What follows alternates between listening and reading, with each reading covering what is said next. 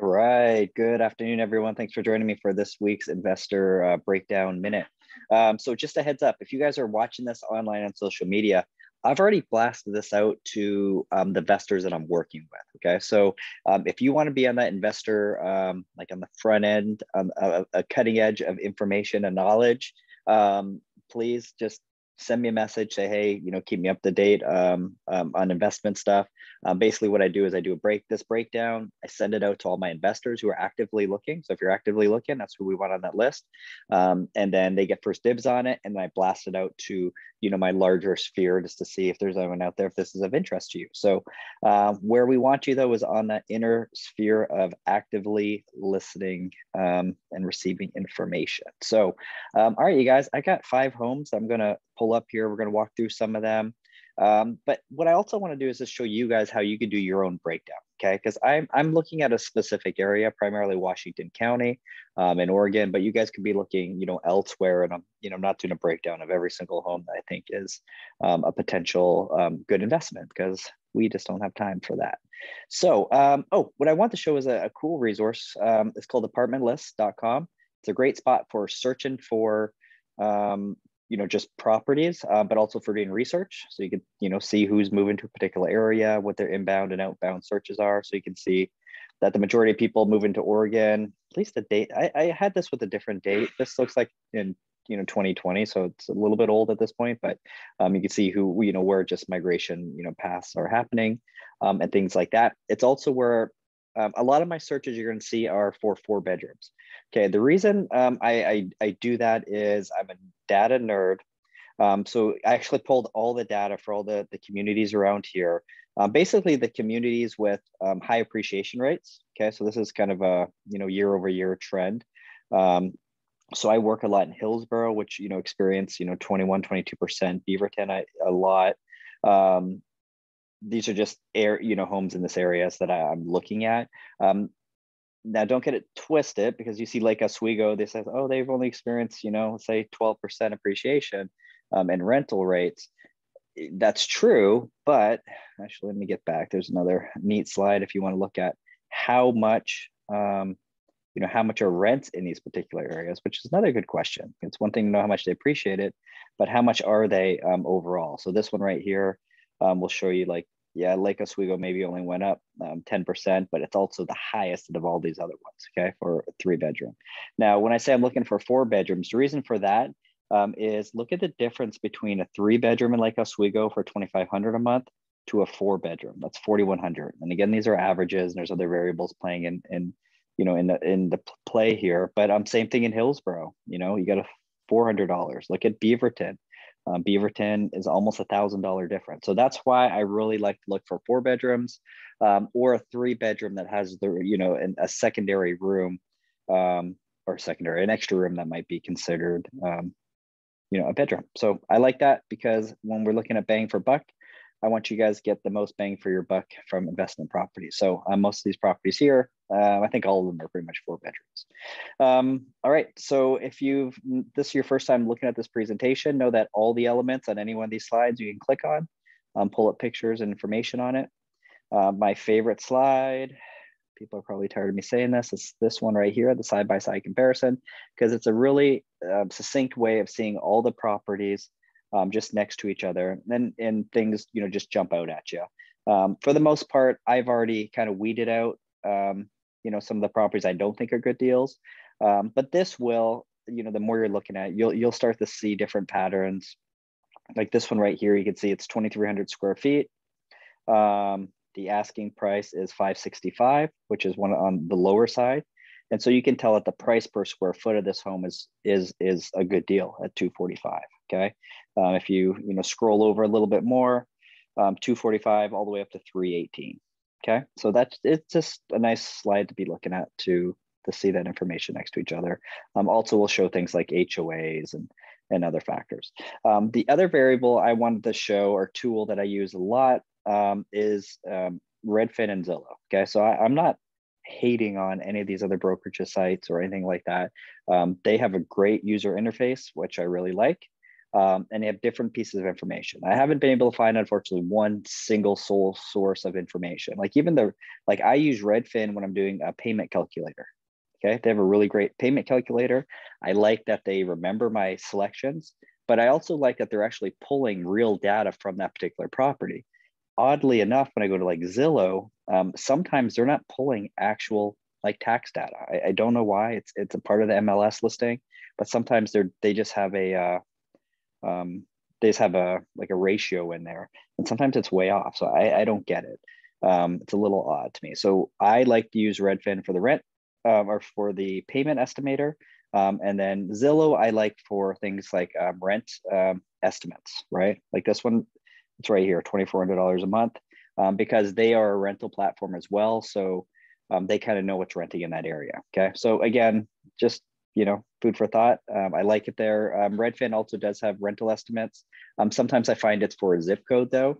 And I also find that they don't always have that information on every listing. Like there's a couple other, let me scroll on here, see if this one has rental.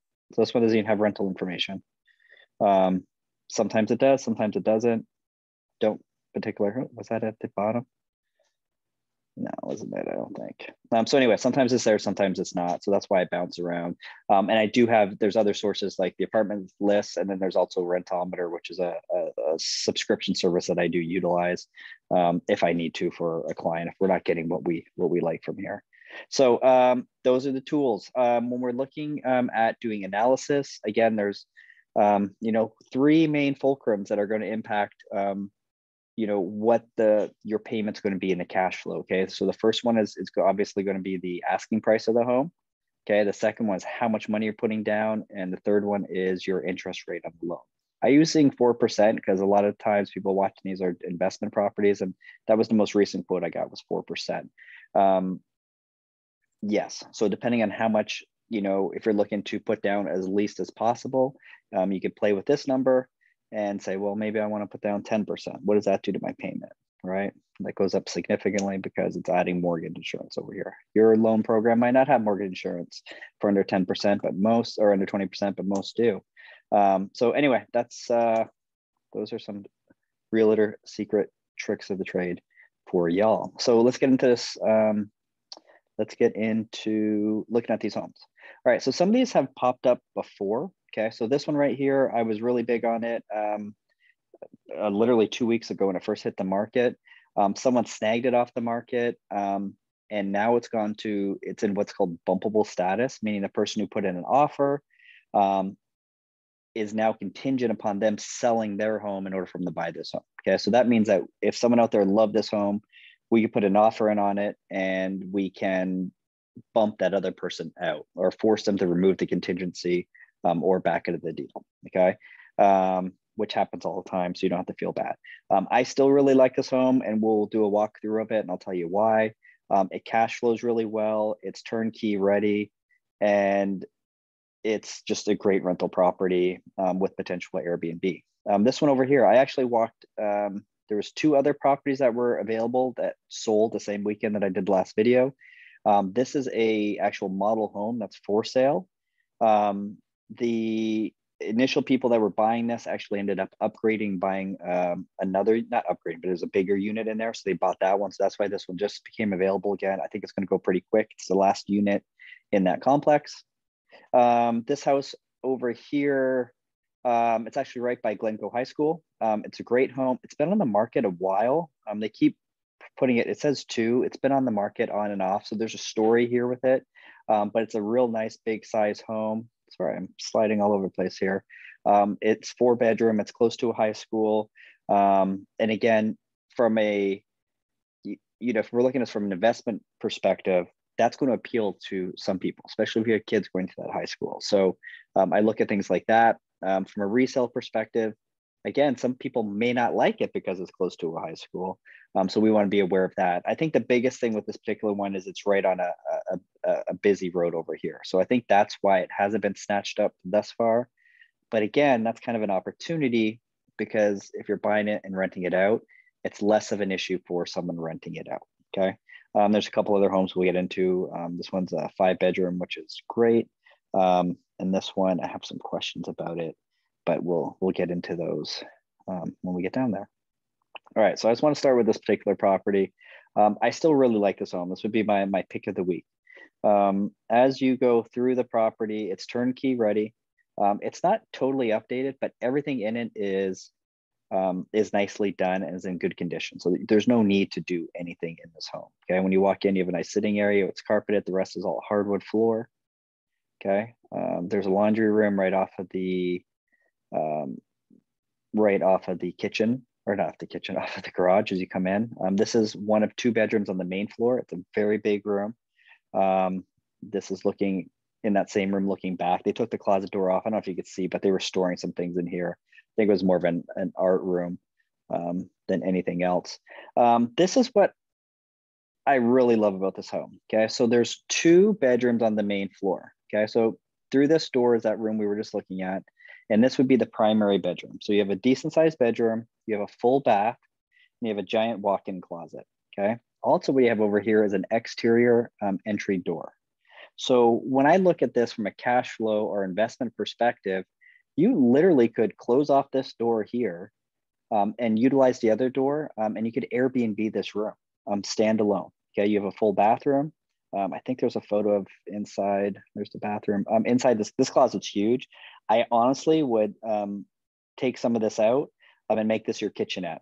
You know, I just put a hot plate, a microwave, maybe a refrigerator, you know, something like that. You know, maybe not even a hot plate, literally just a microwave, refrigerator, some cupboards and stuff like that, and have this be just a standalone Airbnb room, which you can rent out for 80 to 100 bucks a night. You could leave it, you know, seal off this door again.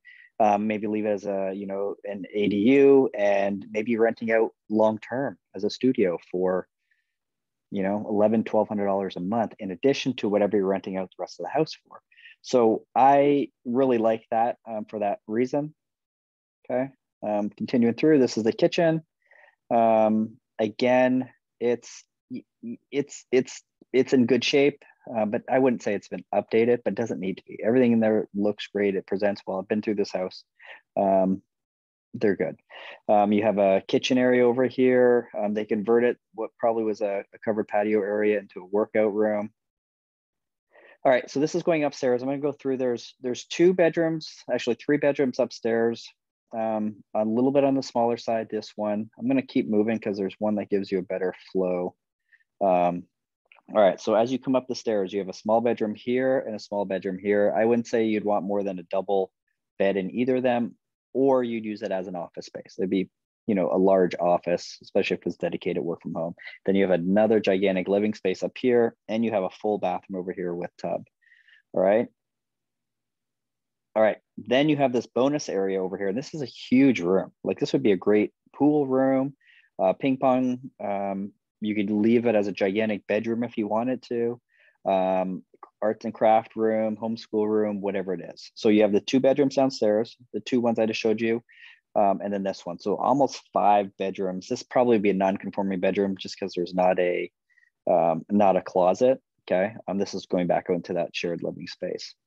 Right, this is showing the other bedroom, which we didn't show earlier, and you can kind of get an idea for how big it is based on just this bed in here. All right, this is the outdoor space. Looks like these have a basketball hoop. So again, in the background, you could see there's some hydro lines that run north-south here. So that may be something that's discouraging maybe someone from buying this house. But again, from an investment perspective, I'm less worried about that because again, renters, it's not going to be a huge, it's not going to deter people who might be renting. Okay, someone might look at it and say, I don't want to buy a house here. That's okay. So we just need to be aware that when we go to resell, I honestly would put a gate here on one of these sections and have it punch straight through because you have a huge, gigantic backyard out there. So that's it. That's that exterior entrance to that primary bedroom on the first floor. Here is a breakdown of the layout.